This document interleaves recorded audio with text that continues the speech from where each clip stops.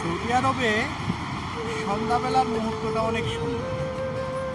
আমার পিছনে যে ভিউটি দেখছেন অনেক সুন্দর, অসাধারণ একটি ভিউ। আমার সামনে একটি তাল গাছের মতো।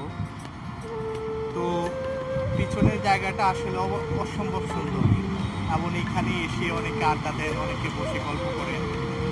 তো আপনাদের কাছে এই জায়গাটি কেমন লাগছে অবশ্যই আপনারা আমাকে জানাতে বলবেন।